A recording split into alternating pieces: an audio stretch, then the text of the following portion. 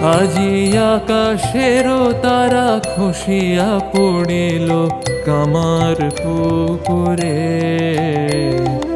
ক্ষুদির কুটিরে শঙ্খ বাজিল চন্দ্র হাসিল রে। আকাশেরও তারা খসিয়া পড়িল কামার পুকুরে।